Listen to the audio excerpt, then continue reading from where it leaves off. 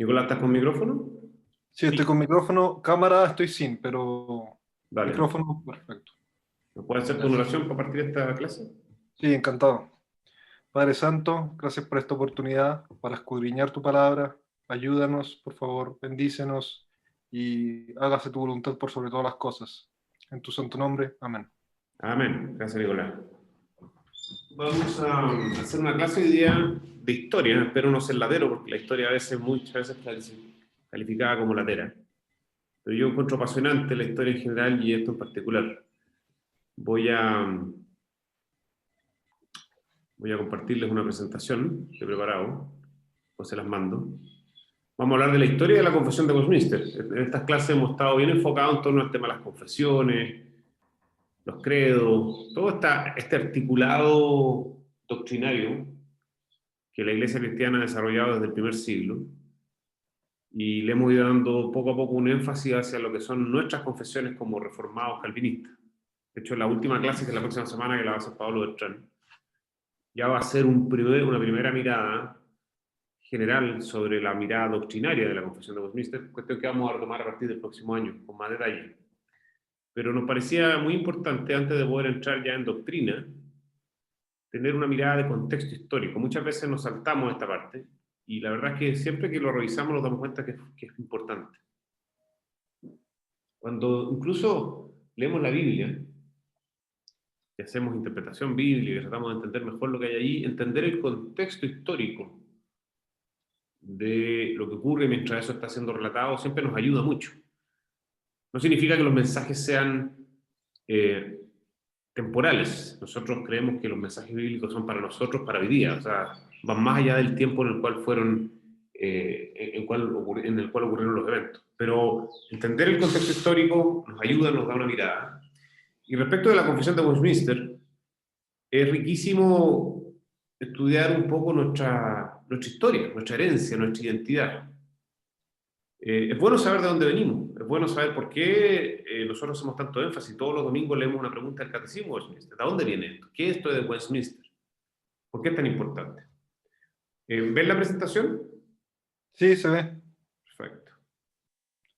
Ahí está Antonella, la voy a leer. Voy a partir por el spoiler, voy a contarle el final de la historia, ¿ah? Para que tengamos una mirada respecto de qué se trata esta cuestión. Entonces, la Convención de Westminster hay que ubicarla en Inglaterra, en el actual Reino Unido, Escocia e Irlanda. En ese contexto, Escocia, Irlanda e Inglaterra, ocurre todo y se desenvuelve todo este proceso de reforma y de creación doctrinaria. Y voy a leer esto, dice luego una larga tensión entre un parlamento cada vez más empoderado y una fuerte influencia puritana. Vamos a explicar estos conceptos. Y el rey Carlos I de Inglaterra, que defendía una mirada más anglo-católica, en 1643 el Parlamento convoca una asamblea de teólogos liderada por William Twice, que era calvinista, para que revisara la teología de la Iglesia de Inglaterra, cuestión que terminó en 1647 con la producción de una confesión, un catecismo mayor y otro menor, los conocidos estándares de Westminster. Esa es la historia, de eso les voy a contar hoy día, tratar de ser lo más didáctico posible. Pero de eso se trata. Muchas veces nosotros hablamos de la iglesia o de la reforma en la iglesia de Inglaterra y lo reducimos a una cuestión bien anecdótica, que es Enrique VIII y su separación con la señora, ¿cierto? Y su pelea con el Papa. La verdad es que la historia de la reforma en la iglesia de Inglaterra es mucho más rica que esa, mucho más profunda y mucho más relevante para nosotros, sobre todo por lo de la Convención de Westminster. Ahí hay una foto de este señor Twice, que fue muy importante, el líder inicial de esta asamblea famosa en Westminster. Ustedes me paran y me preguntan o intervienen cuando quieran. Entonces, lo que quiero tratar de que veamos hoy día son, primero, entender por qué es importante estudiar la historia. La historia muchas veces la descartamos, sobre todo cuando somos jóvenes. ¿Para qué? ¿Para qué estudiar la historia si eso ya pasó y a mí me importa el presente, me importa el futuro? No, la historia es muy importante, nos permite entender cosas que sin eso no las podríamos entender bien. Les quiero explicar un poquitito en cuál es el contexto político y religioso y de discusión teológica, doctrinal, que ocurre este fenómeno de la escritura y la confesión de Westminster. Vamos a hablar sobre lo que ocurrió durante esta asamblea, todos estos años que estuvieron reunidos estos teólogos, y finalmente hablar de qué quedó y qué casi 300, o sea, más de 300 años después, qué es lo que hay, qué es lo que tenemos hoy día para nosotros a partir de este trabajo tan espectacular.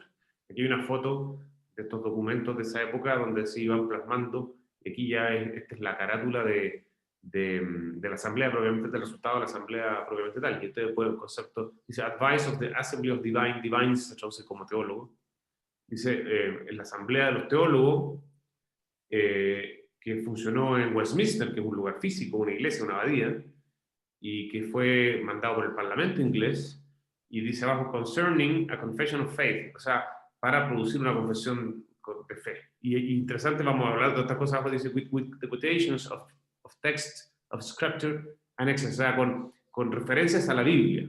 En fin, y ahí hay un montón de detalles. Impreso en 1647. Miren qué bonito y qué importante nuestra tradición. Somos una iglesia que tiene una profunda e histórica tradición de siglos. ¿Por qué es importante estudiar la historia? Bueno, en primer lugar, vamos a la Biblia.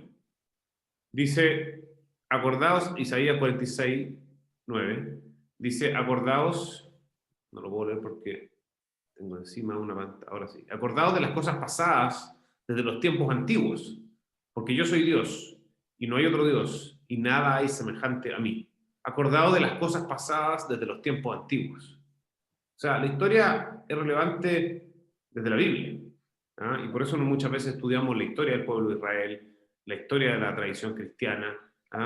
No es una cosa antojadiza, no es simplemente un hobby, es importante, es un mandato. Nosotros nos decimos presbiterianos. ¿Qué significa ser presbiteriano? En esencia diría dos cosas: una sólida posición doctrinaria, que le llamamos una posición reformada. Cuando nosotros nos decimos que somos evangélicos y protestantes, pero decimos que en ese mundo pertenecemos a un subgrupo. Ya el mundo evangélico protestante es un subgrupo del cristianismo. Dentro de ese subgrupo nosotros pertenecemos a un subgrupo de ese subgrupo y nos decimos reformados. Y tenemos en eso una posición doctrinaria muy, muy potente, pero al mismo tiempo tenemos una herencia, tenemos una tradición. A veces en el protestantismo, lo decía Patricio en la clase pasada, le hacemos un poco el quite a la palabra tradición porque tenemos una reacción medio alérgica con esto de la tradición católica. La verdad es que la tradición bien entendida, es decir, tradición que no contradice la palabra, sino que fortalece la palabra, no solo no es un problema, sino que es importante. Por lo tanto, entender de dónde venimos fortalece nuestra mirada tradicional, nuestra herencia, y nos permite entender mejor por qué estamos donde estamos y creemos lo que creemos. Entonces, podemos decir que la historia de la iglesia presbiteriana se remonta a la Reforma, eso lo sabemos, lo hemos escuchado en el colegio, en la iglesia, en la casa probablemente, a Ginebra en particular y Calvino, y eso también lo hemos escuchado antes, como lo germinal, ¿cierto? Muchas veces hacemos referencia a Calvino, Ginebra, Suiza, Francia, digamos, todo lo que ocurrió en la Europa continental. Pero creo que a veces nos olvidamos que desde el punto de vista de nuestra identidad presbiteriana, el origen no está tanto en la Europa continental, sino que está en la Europa insular, en las islas de Bretaña, en Escocia específicamente y Inglaterra, con John Knox y Westminster. Entonces esta mirada por un lado con mucho foco en Calvino y la institución de la religión cristiana y la reforma calvinista o hugonota, digamos, pero por otro lado la gran reforma teológica que está muy conectada entre ellas en Escocia y Inglaterra, y Irlanda también en parte, liderada por este hombre que está aquí a la derecha en la figura, que es John Knox. A la izquierda tienen a Calvino, a la derecha tienen John Knox, dos hombres muy importantes en nuestra historia. Entonces nosotros somos cristianos, somos protestantes, somos evangélicos, reformados, calvinistas, bíblicos, usamos todos esos adjetivos para autocalificarnos. Y bueno, pero ¿qué somos? ¿De dónde venimos? Y Westminster, los estándares de Westminster, las confesiones, los catecismos que ahí hay, son muy importantes para entender qué somos en definitiva. Ahí les puse 3 fotos, abajo una foto de los reformadores de Ginebra, famosa escultura, arriba una foto de John Knox, este reformador escocés, y a la izquierda la foto de la abadía de Westminster, donde ocurre todo esto de lo que vamos a hablar hoy día. Entonces, la confesión de Westminster y el presbiterianismo están íntimamente ligados, y no es casualidad, por lo tanto, que esté presente en nuestra Constitución. Pero hoy día nosotros somos miembros de la denominación Iglesia Presbiteriana en América, que tiene su libro de orden, su Constitución, y en eso está expresado que nosotros adscribimos a la confesión de fe de Westminster.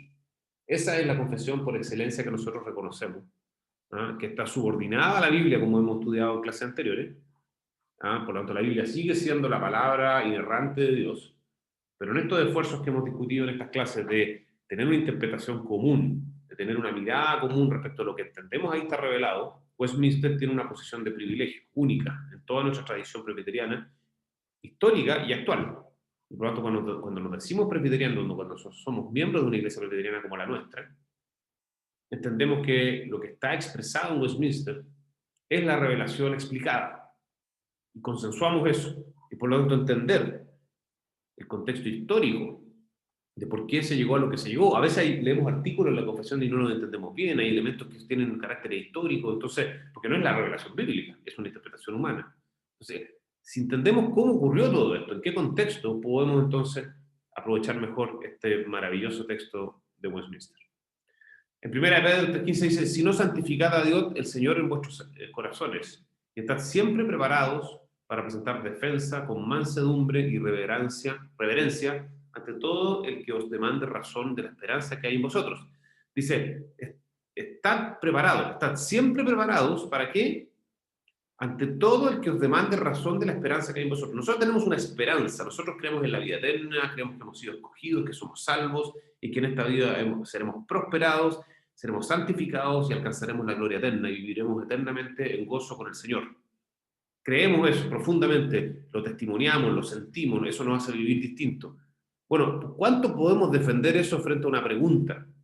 ¿Y por qué crees eso? ¿Y de dónde viene? Y explícamelo. ¿Ah? Entonces la confesión de fe es un instrumento que permite, como dice aquí, consolidar una denominación identitaria. Nosotros creemos algo común. Como presbiterianos tenemos una mirada común. En lo esencial tenemos unidad. Y Westminster nos ayuda en eso. Nos da un fundamento, ¿cierto? Estudiar estas doctrinas nos permite decir, bueno, tengo una defensa, tengo una solidez, puedo defender mis ideas, mis creencias, y lo podemos hacer en conjunto como comunidad porque pertenecemos a una iglesia. Tenemos una identidad universal, es decir, los presbiterianos no somos simplemente una iglesia local aquí en Santiago o en Chile.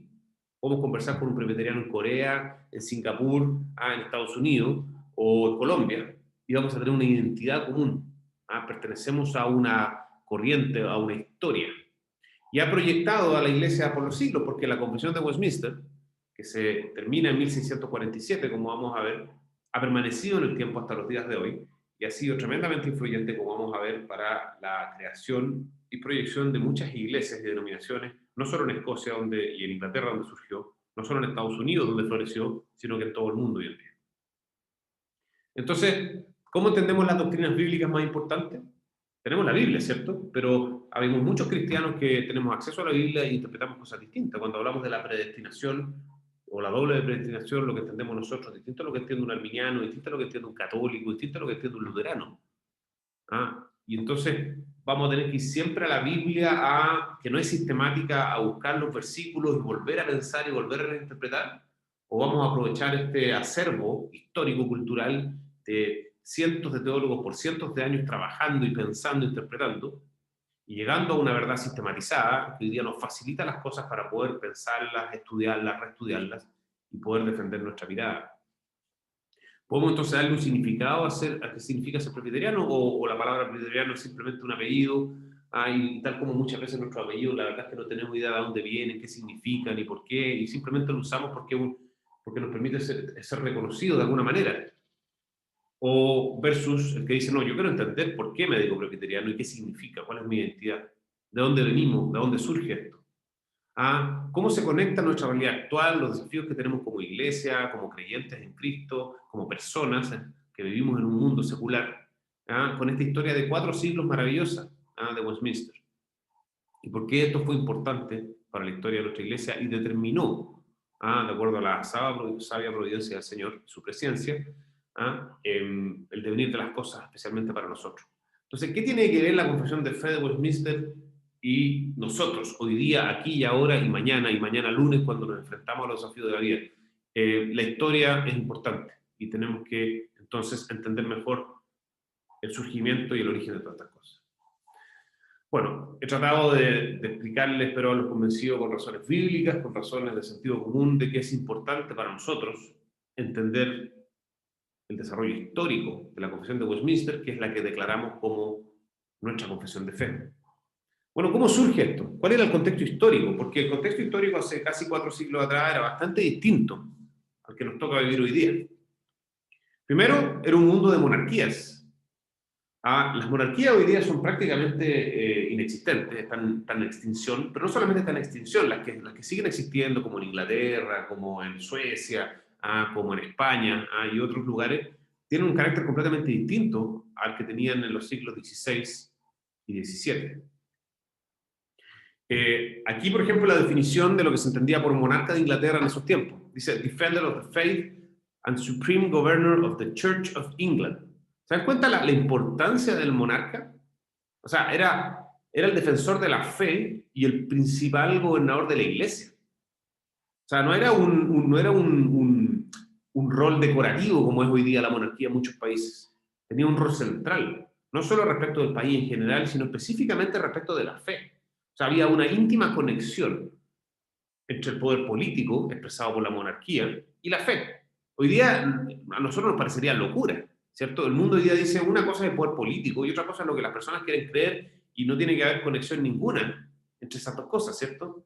¿Por qué tiene que inmiscuirse la política con la religión? Y hacemos todos los esfuerzos hoy día por tener un Estado más laico, ¿cierto? Que la gente pueda tener libertad y que la ley garantice libertad para todos, para que el que quiera creer lo que quiera creer. Bueno, eso no era así hace 300, 400 años atrás, y menos también.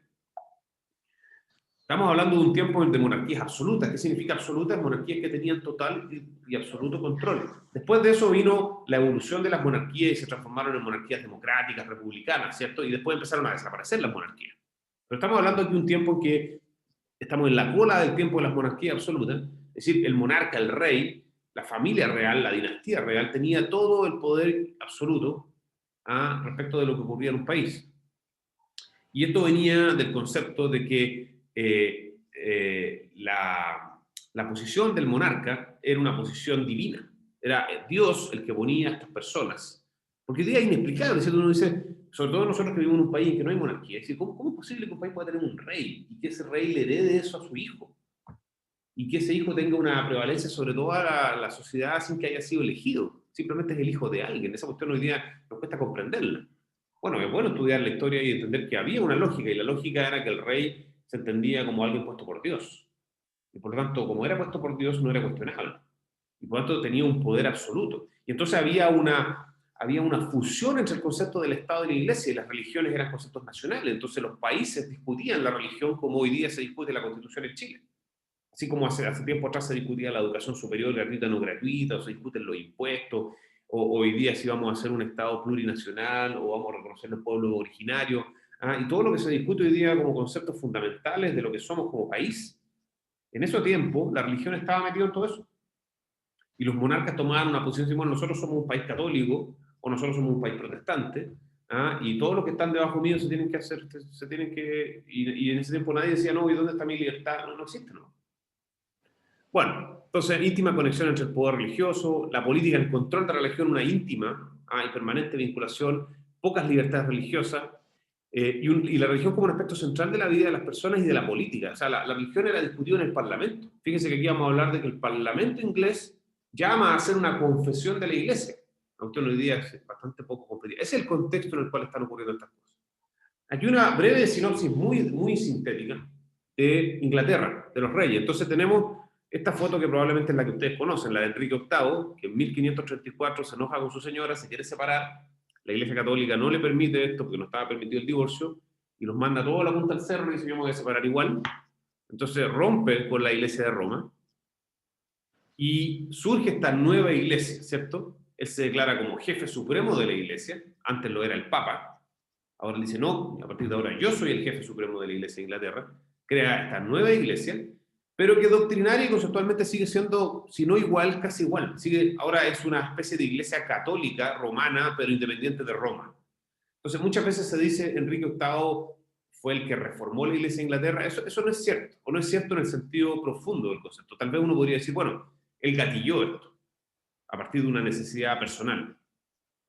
Y tomó algunas decisiones, la más probablemente interesante es que permitió, por ejemplo, la lectura de la Biblia en el idioma vernáculo, el idioma local, y eso probablemente abrió a una mirada. Así que, bueno, Enrique VIII jugó un rol, pero no fue el reformador que muchas veces se entiende. Vino su hijo, Eduardo VI, que es quien podríamos decir, a pesar de su corto reinado, 1557-1553, que inicia de verdad una reforma, transformándola verdaderamente en una iglesia protestante, en una mirada moderada, no calvinista, pero empieza a haber una discusión y él empuja una reforma. Luego viene su media hermana, María I, conocida en inglés como Bloody Bloody Mary, alguien se habrá tomado por ahí un trago que se llama Bloody Mary, bueno, viene en honor a María primero, Bloody Mary o María la Sanguinaria, y fue reconocida como sanguinaria porque ella persiguió fuertemente a los protestantes. Ella era católica, acérrima, enemiga de los protestantes, e intentó volver a Inglaterra, y lo logró, hacer una iglesia conectada con Roma y católica en el sentido más original y profundo de la palabra.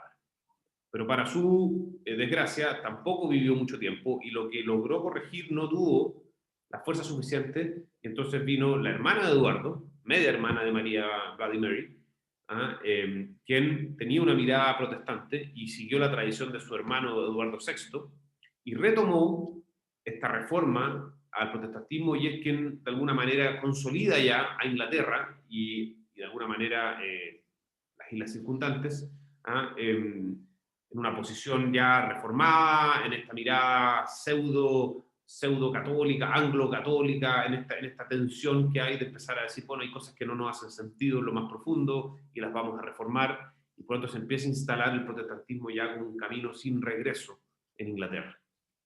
Y eso es lo que se llama la dinastía de Tudor. Luego viene Jacobo I o James, quien no hace grandes cambios, y por lo tanto ya empieza un proceso de que se consolida una nueva iglesia anglicana inglesa.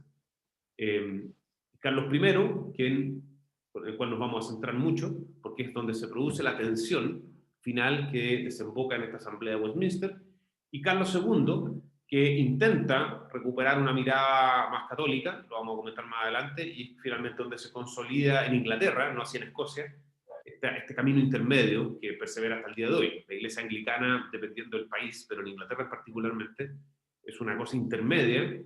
Tiene variaciones además dentro de Inglaterra, pero la iglesia anglicana más típica de Inglaterra, lo que se llama la High Church, es un camino intermedio entre una mirada protestante reformada y una mirada católica.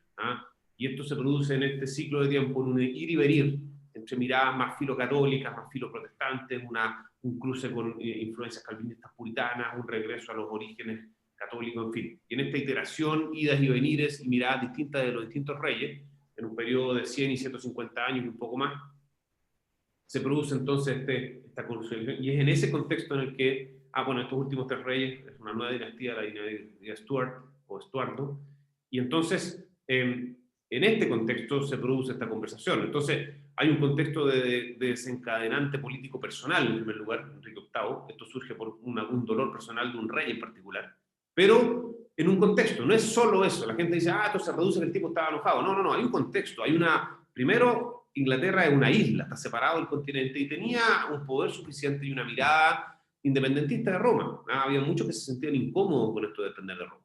Además, hay ideas reformadas anticipadoras. Es interesante estudiar a John Wycliffe, un reformador, un pre-reformador, que termina siendo asesinado, digamos, pero que, así como otros en el continente, como Hus en Checoslovaquia, no, perdón, en Hungría, trajo ideas adelantadas respecto a la reforma. Entonces, y había una influencia fuerte calvinista, porque muchos reformadores y teólogos de Inglaterra y de Escocia, John Knox es el gran referente, habían participado de las discusiones teológicas en Europa continental.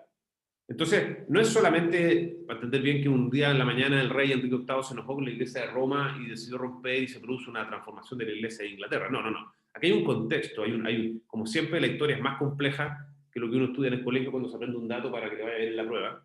Y aquí hay una serie de hechos que se acumulan en el tiempo, que son pre-reforma y durante reforma y post-reforma, que van consolidando un escenario, un teatro en el cual se produce toda esta actuación de muchos actores que termina en definitiva en la consolidación de Westminster y una iglesia de Inglaterra separada. Entonces la evolución de la iglesia de Inglaterra es que durante 100 o 150 años vivió un proceso de búsqueda de una identidad propia y una anhelada unidad. Ellos en la mirada romana querían tener una iglesia.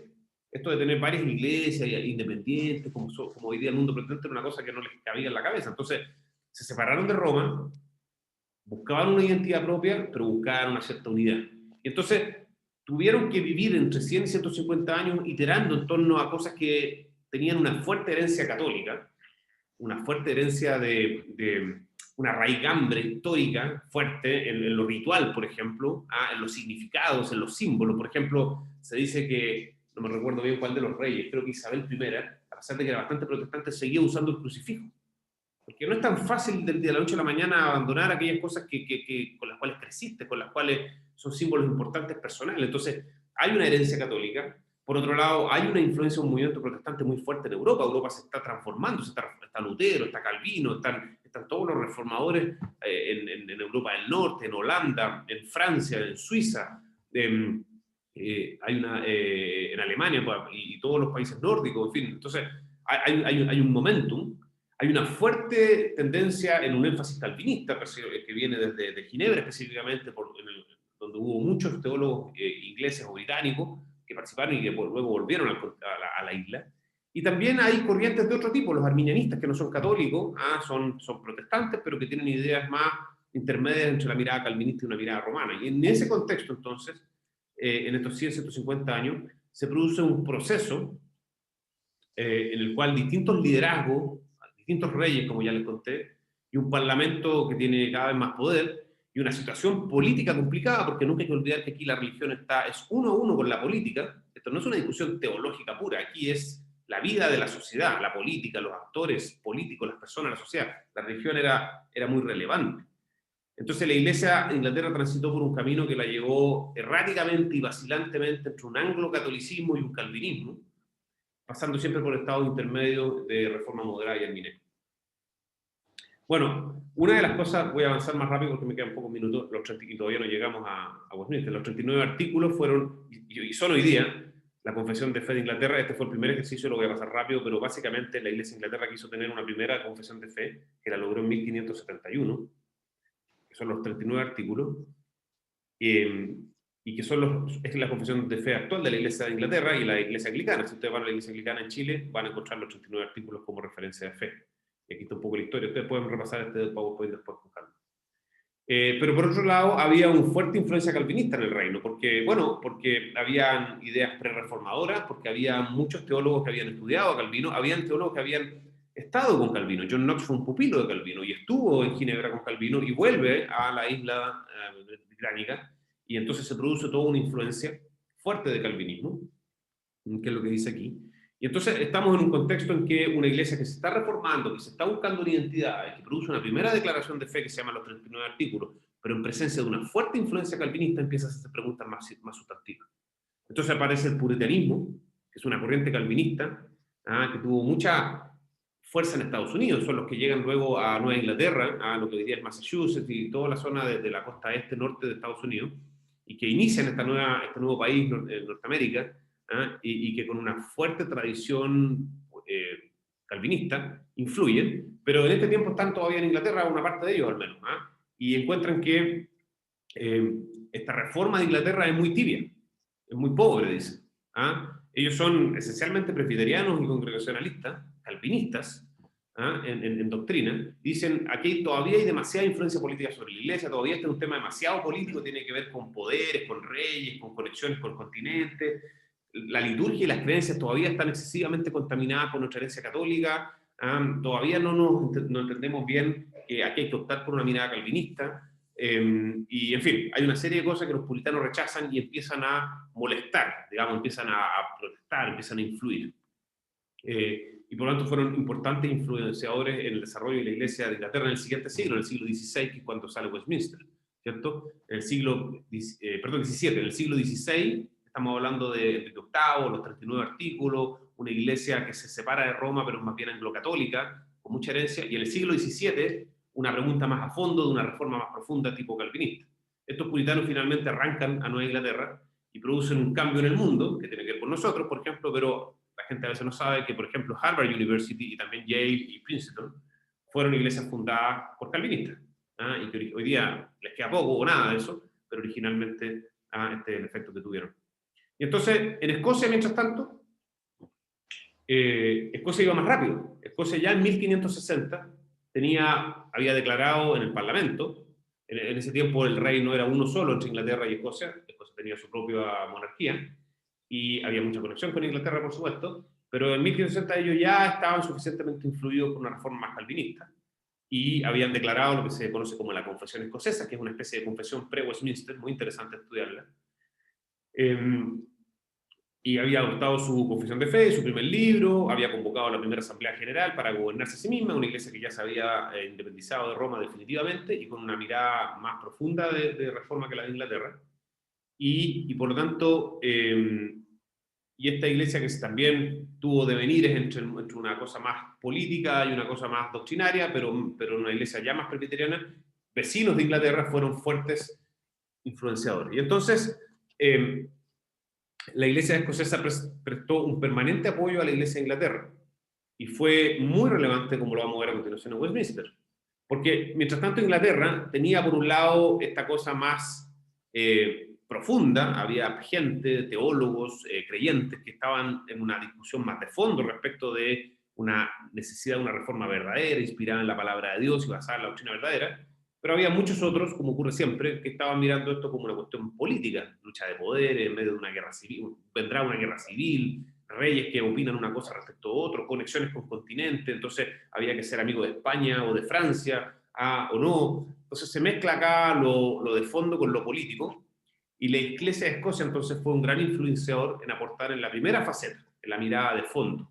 Influyó profundamente en la teología de Inglaterra, en la Iglesia de Inglaterra, para entonces, voy a pasar esto rápido, para entonces producir este efecto en Inglaterra. Y entonces, vámonos al punto 4, acá dice, entonces en este contexto, en 1641 se presenta la primera solicitud del Parlamento, el Parlamento se empieza a empoderar, el Parlamento tiene una mirada más puritana que la del rey, en ese tiempo está Carlos I, Carlos I era un poco más cercano a una mirada anglo-católica, el Parlamento era más influido por el mundo puritanista, y entonces en 1641 se empieza ya a declarar un conflicto permanente, político, religioso, entre el Parlamento y el rey. Estamos en un tiempo de crisis de la monarquía absoluta porque el Parlamento toma poder, hay una cierta intención republicana en eso, y entonces el Parlamento dice, no, necesitamos revisar los fundamentos de nuestra iglesia porque no está suficientemente reformada. Y el Carlos I, que el rey, dice, no, no es necesario, no, que requerimos nueva reforma. Y eso declara ya una lucha, una guerra declarada entre el Parlamento y el rey Carlos I.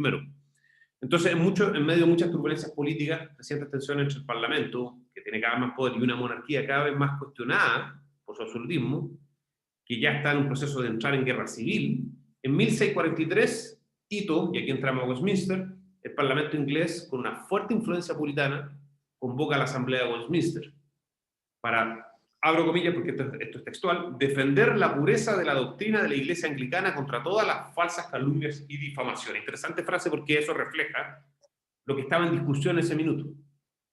Fíjense, imagínense el Parlamento chileno diciendo algo como esto, para que tengan el contexto histórico.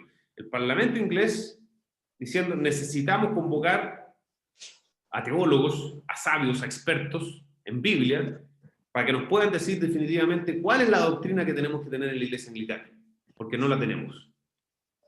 Y entonces, por razones políticas, surge todo lo que se conoce como la Liga y Pacto Solemne, que es que en medio de esta guerra civil, donde el Parlamento está por un lado y el rey Carlos I está por otro, surge entonces una alianza entre Escocia y el Parlamento inglés. Escocia, un país ya que desde el punto de vista de la iglesia estaba independiente de Roma y que tenía una confesión de fe escocesa que era esencialmente calvinista, liderado por un John Knox, que era un reformador que había estudiado con Calvino.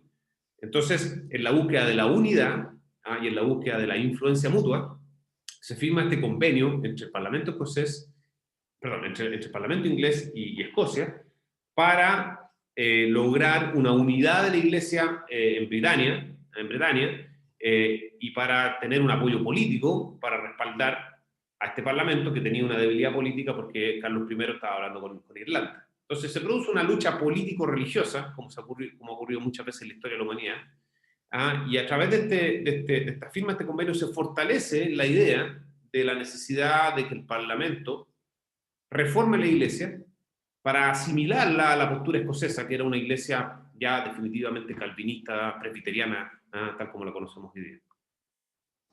Entonces, en 1643 se firma este pacto, y es a partir de ahí entonces que un parlamento inglés con una mayoría presbiteriana acepta acordar estos covenants, que son estos acuerdos con los escoceses para una transformación de la iglesia hacia estándares calvinistas. Entonces se empieza a decantar un interés, una posición por avanzar hacia ella. Y entonces viene a la famosa Asamblea de Westminster, que es lo que nos convoca. Entonces, por ejemplo, para que tengan idea de qué se trataba esto, cada uno de los teólogos ahí convocados tenía que firmar toda la semana o todos los meses lo que dice aquí. Este es uno de los votos, había una serie de reglamentos. Dice, yo lo voy a tratar de traducir en paralelo, lo quise poner en inglés porque este es el original. Dice, yo seriamente prometo y voto en la presencia del Dios Todopoderoso que en esta asamblea, mientras yo sea un miembro, voy a mantener nada en mi mirada de la doctrina que no sea lo que yo realmente creo y que es aceptable desde el punto de vista de la palabra de Dios. Nada en el fondo y ni en disciplina. Pero lo que, perdón mi introducción mala, lo que haga más de la gloria de Dios y paz y bien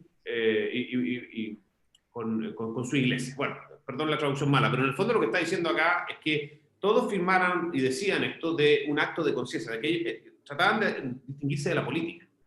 Entonces se alejaban de la política diciendo, los que estamos trabajando aquí en esta Asamblea de Westminster lo vamos a hacer en conciencia respecto de lo que entendemos es la palabra de Dios. Y yo no voy a ceder ningún punto que no crea realmente. Y eso le da a Westminster un fondo súper interesante porque de lo que ahí sale, representa, humanamente hablando, porque es un trabajo humano, pero dentro de la providencia del Señor, un trabajo humano imperfecto, que lo que ahí dice es, esto es de verdad lo que nosotros creemos, la Biblia nos dice. Y ese es el origen entonces. Y entonces, el 12 de junio de 1643, hay una foto abajo de cómo era la asamblea, decretos se acordó un acta que decía, decretos de las dos cámaras del Parlamento, recuerden que en Inglaterra está la Cámara de los Comunes y la Cámara de los Lores, hay dos cámaras como en Chile, para convocar una asamblea de teólogos y laicos para consultarla sobre la manera de aceptar la base del gobierno y liturgia de la Iglesia de Inglaterra, y para purificar la doctrina de errores y falsas interpretaciones. Entonces, en este contexto, ahí está la isla de Gran Bretaña, esto se produce en Londres, ahí está la abadía de Westminster, que es donde se produjo esto, que es muy conocida después, no tanto por esto, lamentablemente, sino que porque ahí se casa la reina, se casó Diana y cosas de ese estilo. Y allá abajo hay una foto típica, de una pintura de cómo era la reunión de estos teólogos. Entonces, se convoca esta asamblea, donde se convocan a 10 lores, 20 miembros de la Cámara, es decir, ahí están los 30 laicos, más 121 teólogos. Entonces, esta asamblea partió con 151 asambleístas. Y habían presbiterianos, habían episcopales, habían independentistas, habían erastianos, habían distintas corrientes de pensamiento, pero había mucho énfasis presbiteriano.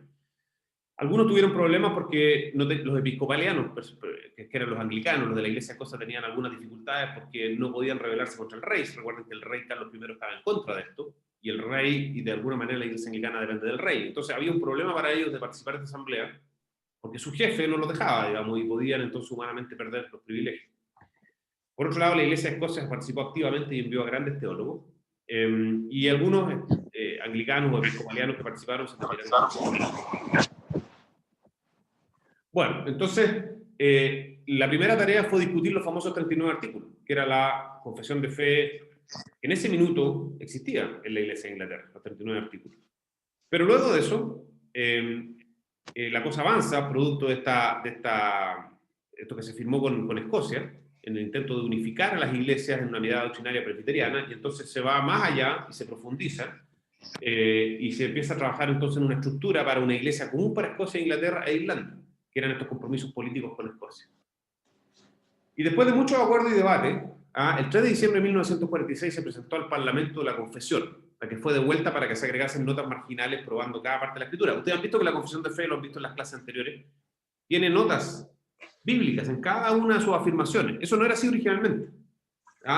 Cuando los teólogos llegan al Parlamento inglés, dicen, acá están las verdades, el Parlamento le dice, oye, pero un momentito, vayan y hagan la pega bien y díganme dónde están estas verdades en la Biblia.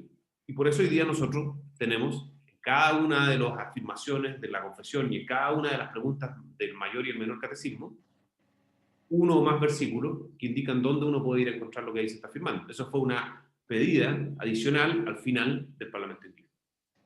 Y entonces el 5 de noviembre de 1647 se concluyó y se envió al Parlamento el catecismo menor, el mayor y el 14 de abril de 1648. Y el 22 de marzo de 1648 las dos cámaras tuvieron una conferencia para ponerse de acuerdo en sus opiniones con respecto a la confesión de fe. Entonces, después de casi 5 años de discusión teológica, bien profunda, donde participaron muchas corrientes, pero se fue convergiendo hacia una mirada calvinista, puritana. Finalmente se obtienen estos documentos. Y surge entonces esto que aparece ahí a la izquierda, dice The Westminster Standards, así le llamamos hoy día, los estándares de Westminster, porque son 3 documentos: confesión y catecismo mayor y menor. Dice, y el trabajo fue publicado en Londres en 1647 con ese título: Articles of the Christian Religion, approved and passed by both House of Parliament after advice had with the Assembly of Divines. Los artículos de la religión cristiana aprobados y pasados por las 2 cámaras del Parlamento, luego de ser aconsejada por la Asamblea de Teólogos. Este era uno de los teólogos importantes que participó, se llama Samuel Rutherford, que dice, respecto a cuando se aprueba, este día, en una conferencia a la Cámara de los Comunes, se presentó ante los lores con una confesión de fe aprobada por ellos con algunas alteraciones, diciendo que ellos eran del mismo parecer que sus señorías y la Asamblea en la parte doctrinal, y que deseaban hacerlo público para que el reino y todas las iglesias reformadas del cristianismo pudieran ver que el Parlamento de Inglaterra no difería en doctrina. Entonces, lo que estamos hablando aquí es que convergió esto, y hubo un acuerdo teológico y después un acuerdo político, y curiosamente, y a ustedes les va a sorprender por ahora, entonces Inglaterra pasó a ser un país presbiteriano, con una teología calvinista, con un sistema de gobierno presbiteriano, y fue lo que aprobó el Parlamento en 1647, bien digo, y 48. Entonces, la confesión de fe, el directorio de culto, el catecismo mayor y menor fueron aprobados por la Asamblea General de Escocia. Escocia lo tomó también, esto fue el Parlamento escocés, el Parlamento escocés lo tomó sin ningún tipo de comentario, en el inglés hubo algunos comentarios mayores. El 3 de octubre de 1647 el largo Parlamento estableció la Iglesia Presbiteriana como la Iglesia oficial de Inglaterra. Y esto es una cosa interesante que probablemente muy pocos lo saben. La Iglesia de Inglaterra fue presbiteriana por poquito tiempo, pero fue una iglesia formalmente presbiteriana, como lo es la Iglesia escocesa, como lo es desde 1560 hasta el día de hoy la Iglesia escocesa. No era entonces una iglesia episcopal, por ese tiempo muy poco, y se planteó como una cuestión experimental, como dice. ¿Y por qué entonces hoy día no es una iglesia presbiteriana? Bueno, porque estamos en medio de una crisis política, hay guerra civil, muere Carlos I, es ejecutado, toma control este comandante y autoridad política Cromwell, que era protestante, pero no era tan calvinista, y él restituye una mirada más anglo-católica, y se reinstala ya en el reinado de Carlos II, que es el hijo de Carlos I, que cuando se restituye la monarquía, en 1660 más o menos, él vuelve a una lógica anterior a la Asamblea de Westminster, y reinstaura la mirada episcopal, reinstaura a los obispos, elimina a los presbiterianos y cancela todo lo que se había hecho en el Parlamento para definir una iglesia calvinista y anglicana. Y la iglesia anglicana entonces vuelve a los 39 artículos a partir de 1662, y la iglesia anglicana hoy día es una iglesia episcopal, filocatólica o anglo-católica, y con los 39 artículos y el famoso libro de oración común. Y se pierde entonces, en el caso de Inglaterra, no así en Escocia, el hecho de que hubiera terminado siendo una iglesia presbiteriana. En cambio, en Escocia es distinto. En Escocia ya veníamos de 1560 con una confesión escocesa muy calvinista. En 1648 o 47 el Parlamento escocés tomando la confesión de Westminster, en 1648. Y en 1690 definitivamente Escocia ratifica y establece la confesión de fe como la confesión pública y profesada de esta iglesia. Y hasta el día de hoy, hasta el 2020, la iglesia escocesa es una iglesia presbiteriana que tiene la confesión de fe como sus símbolos de fe. Entonces se produce una división entre la iglesia escocesa y la iglesia inglesa. Termino en los 5 minutos que me quedan, y ojalá podamos dar unos minutos, nos pasamos unos minutos para si alguien tiene preguntas o comentarios. Bueno, ¿cuál es el legado? ¿Qué nos queda a nosotros? La confesión de fe de Westminster fue modificada y adoptada por las congregacionalistas de Inglaterra, dando lugar a la Declaración de Saboya. De la misma forma, los bautistas de Inglaterra modificaron la Declaración de Saboya para producir la segunda confesión bautista de Londres. Los presbiterianos, congregacionalistas y bautistas ingleses llegaron a ser conocidos todos ellos junto con otros como los no conformistas, puesto que no se conformaron con el Acta de Uniformidad de 1062, que es la que restablecía a la Iglesia de Inglaterra como única iglesia aprobada legalmente, aunque ellos estaban unidos en muchas formas por sus confesiones comunes basadas todas en la confesión de Westminster. Entonces, Westminster produce una revolución en Inglaterra y después en el mundo, porque a pesar de que formalmente se vuelve una iglesia episcopal, estatal, gobernada centralmente de tipo episcopal, episcopaliana, hay una semilla sembrada en las iglesias británicas de calvinismo, de presbiterianismo, y por lo tanto muchas confesiones, muchas denominaciones, como los bautistas y otros, empiezan a tomar elementos de esto. Y por ejemplo, que hoy día existen los bautistas reformados, que básicamente toman la esencia de la confesión de Westminster. Eso en el caso de Inglaterra, pero además podemos decir hoy día con una mirada histórica que es la confesión reformada más importante, más reconocida, más profunda, más sistemática. Hay muchas que son muy buenas, nosotros también usamos Heidelberg o la misma confesión escocesa, o los cánones de Dort, pero el punto de vista de su extensión, de su simplicidad, de su base bíblica, de su tradición, de su impacto y de su reconocimiento en las diversas iglesias reformadas en el mundo, sin duda Westminster tiene una posición de privilegio. Bueno, y no es casualidad que nosotros la pongamos como nuestro primer estandarte. Sigue siendo además el estandarte de la iglesia escocesa hasta el día de hoy, y como lo dijimos, tomada como base para algunas confesiones en particular, y se transformó en una referencia para muchas iglesias reformadas, especialmente en Estados Unidos. En Estados Unidos llegan los puritanos, y los puritanos tenían esta mirada calvinista. En la iglesia presbiteriana de Estados Unidos, en el siglo XVIII, ya se adopta la confesión de Westminster como la confesión que regula la iglesia presbiteriana de Estados Unidos en general. Y bueno, y de ahí surgen muchas misiones, por ejemplo el caso chileno, que en el siglo XIX ya se instala una iglesia presbiteriana en Chile, a partir de David Trumbull, un congregacionalista, y a partir de ahí tenemos una tradición entonces también en torno a Westminster. Y no solo eso ocurre en Chile, ocurre en Brasil, ocurre en Corea, ocurre en muchas partes. Dice este señor Sidney Alstrom, que es un historiador de la Universidad de Yale, muy importante, experto en historia religiosa. Por lejos, el símbolo doctrinario más influyente en la historia protestante americana. Y vaya que importante hablar de la historia protestante americana, un país históricamente protestante donde el protestantismo ejerció una influencia importantísima en el desarrollo como país, político, histórico, cultural. Decir que la confesión de Westminster es, por lejos, la más importante símbolo doctrinal es notable, para que tengan una dimensión de lo que estamos hablando. Y entonces, en el caso nuestro, en la iglesia presbiteriana, aquí está lo que ya les comenté, de que en el siglo XVIII se toma como referencia ya definitivamente, en el caso de la iglesia norteamericana, esto ya lo comenté, para dejar unos minutos pocos que se va a comentar, y bueno, y esa es la historia que dice relación con nuestra famosa, conocida, y espero que ahora más conocida entre ustedes, confesión de Westminster. Corrí. Nos quedan 8 minutos para poder abrir un poco la conversación. Hay mucho material acá, sé que es denso y lo hice muy rápido, pero prefería recorrerlo todo y dejarles una mirada completa. Como esto está grabado y yo les puedo compartir el PowerPoint, pueden revisitarlo cuando quieran, pero que se animen a estudiar un poquitito más esto porque es muy, muy interesante.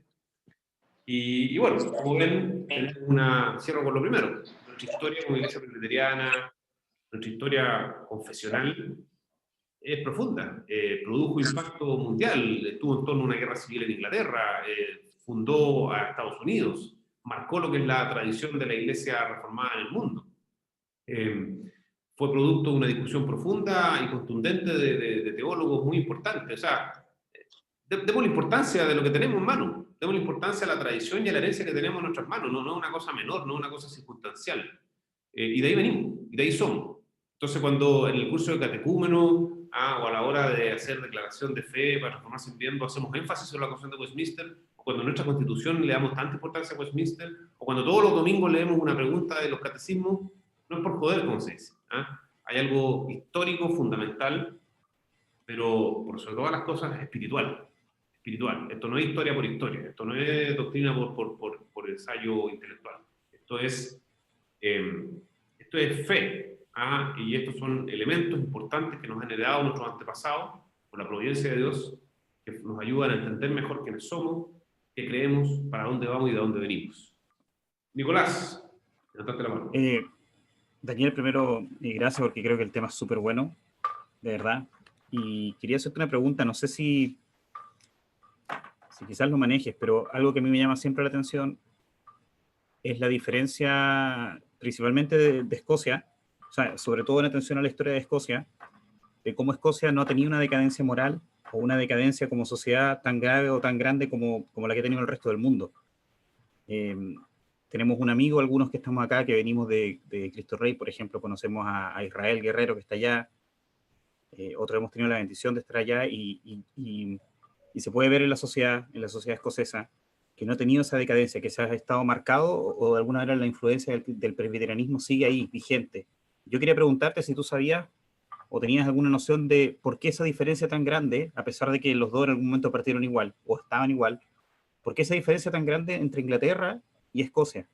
O sea, por qué Escocia, hoy día Escocia, entre comillas, sigue siendo como una nación protestante, entre comillas, o sea, fuertemente influenciada por el protestantismo en su forma de ver, en su moral, en sus valores, en su cultura, pero ¿qué llevó a Inglaterra a desviarse tanto? O sea, Inglaterra hoy día es como cualquier otro país nomás, como cualquier otro país de Europa que casi no tiene nada ya de protestante. Entonces, por eso te preguntaba si sabías un poco de por qué se desvió tanto, siendo que habían partido igual.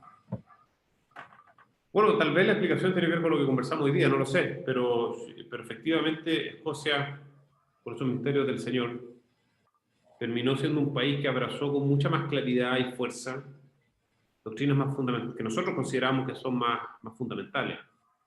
Tomó un camino más ortodoxo, tomó una decisión de desprenderse con mayor claridad de una herencia corrupta. Inglaterra tuvo un buen intento, hizo un buen intento, pero no logró. ¿Por qué? No sé por qué en un lugar sí y en otro no. ¿Ah? Pero por la historia que les conté, que es un resumen, hiper resumen, pero les traté de mostrar que Inglaterra tuvo la oportunidad, estuvo cerca. Como les dije, fue un país presbiteriano. ¿Ah? Y no estoy diciendo que ser presbiteriano es la garantía de un comportamiento moral, ni mucho menos, pero a nuestro entender, estuvo más cerca de haber tomado una decisión más radical, de haber abrazado una teología más cercana a lo que nosotros entendemos la verdad revelada. Y por razones humanas y políticas, bueno, el pecado siempre es la explicación de todo esto, terminó en una cosa intermedia. Ahora, en Inglaterra hoy día coexisten, como en todos los países, muchas cosas. ¿Ah? Existe lo que es la iglesia oficial, la iglesia anglicana, pero remanentes fieles hay en todas partes y hay iglesias que son fieles. Dentro del mismo anglicanismo hay miradas muy distintas. Si ustedes piensan en el anglicanismo chileno, por ejemplo, que es bastante excepción en el mundo, es un anglicanismo muy reformado. Eso es una cosa bastante particular y curiosa de Chile. El anglicanismo en muchas partes del mundo es un anglicanismo mucho más filocatólico. En el mismo Inglaterra, hay dos iglesias, básicamente, uno puede decir lo que se llama la High Church, que es la gran iglesia de Inglaterra, la iglesia más política, más social, más cultural, que es muy católica. Uno va a un culto inglés de la High Church en Inglaterra y uno se siente yendo a misa católica. Es bastante parecido. Pero también existe la Low Church. Y la iglesia anglicana chilena tiene mucho más que ver con la Low Church, que es una iglesia que tiene mucho más herencia reformada. De hecho, si ustedes leen los 39 artículos, no son tan exhaustivos ni tan claros como la Convención de Westminster, pero no hay nada en los 39 artículos que un reformado vaya a encontrar mal. Por lo tanto, hubo una reforma. La iglesia de Inglaterra sí se reformó.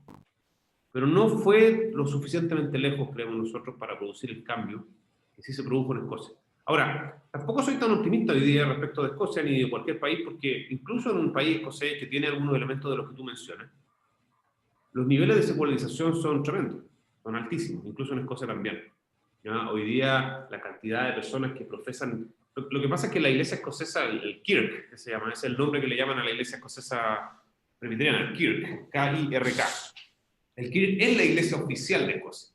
Entonces la gente muchas veces, como en Chile, contesta, sí, yo soy presbiteriano, te va a decir un escocés. Y yo creo que los últimos números que vi hace un tiempo atrás, creo que hablan de no estoy seguro, pero me suena como un 60%. Pero no es que el 60% de la gente esté yendo al domingo a la iglesia, ni tenga no, o sea, como en todas partes, es como los católicos acá, porque el 60% de los chilenos se declara católico, pero ¿cuánto van a misa? No sé, por el 20%.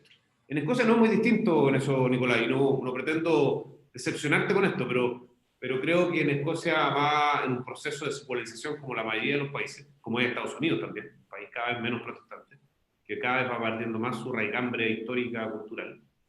En Estados Unidos es muy difícil hoy día plantearse en una posición conservadora como la tenemos nosotros. Y creo que en Escocia no es distinto hoy día. Gracias, Daniel.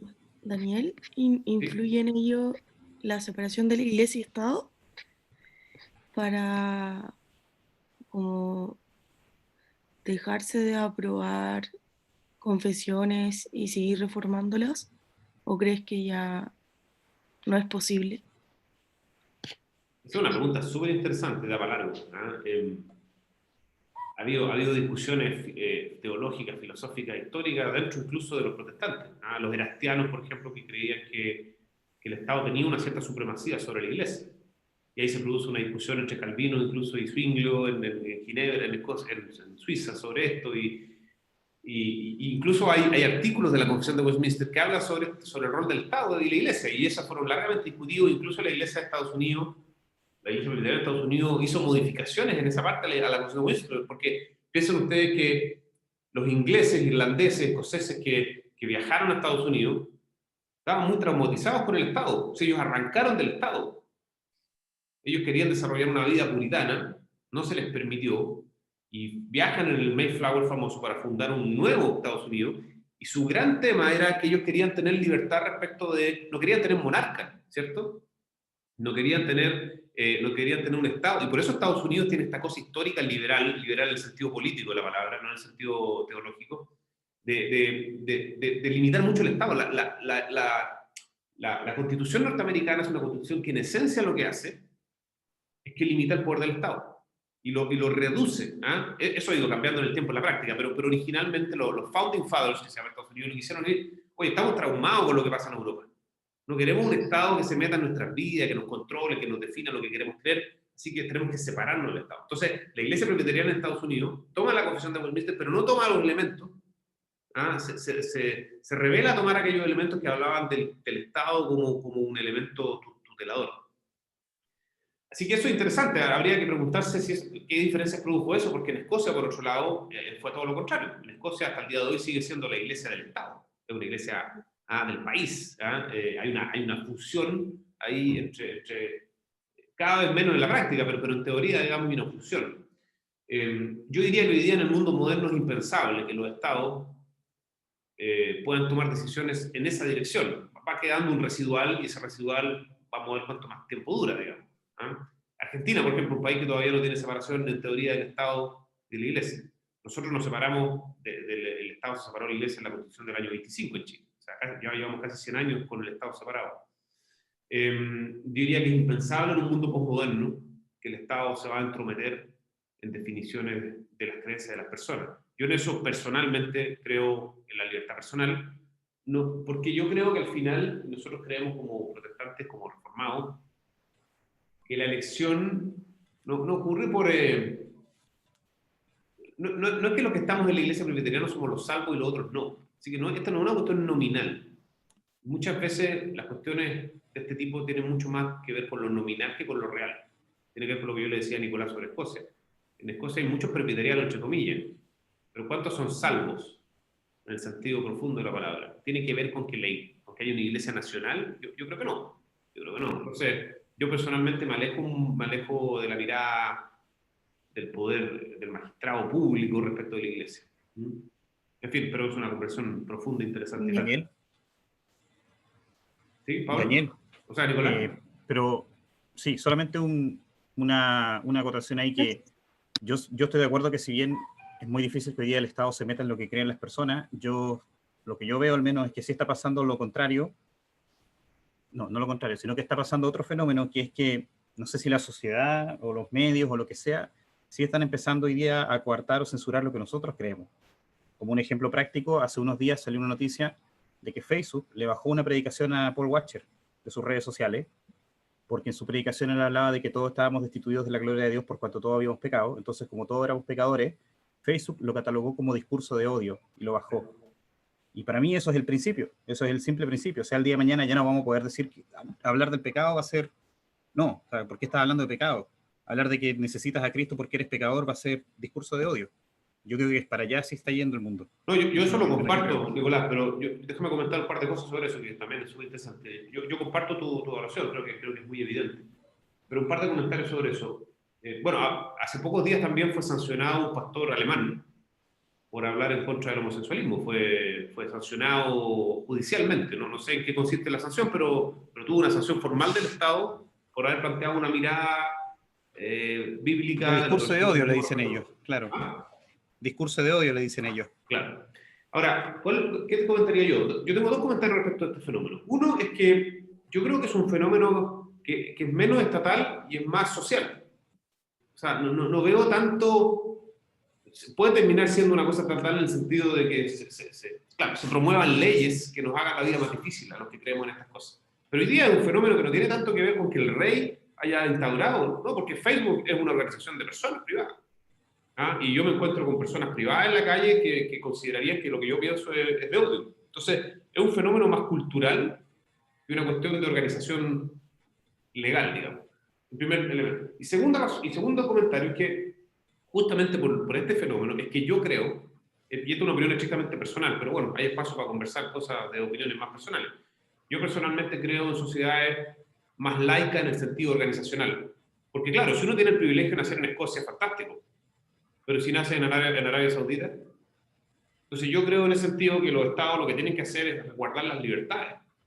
En vez de tomar una posición como estado, decir nosotros somos un país presbiteriano, que para mí no tiene mucho más efecto que simbólico y nominal. Yo lo que prefiero es un estado que diga, yo voy a resguardar el derecho a las personas a que puedan ejercer sus creencias en libertad y que no sean perseguidos por sus creencias. Entonces yo personalmente creo en ese sentido en estados más liberales. No en el sentido doctrinario o valórico o moral, en el sentido del resguardo de las libertades para que cada uno pueda libremente, sin ser perseguido. Y yo espero un Estado que defienda mi derecho a creer lo que yo quiera creer, en la medida que no le produzca daño a nadie, y poder expresar libremente mis creencias. Y en ese sentido yo me alejo y soy más norteamericano que británico en ese sentido, y me alejo de esta mirada del control estatal de la creencia.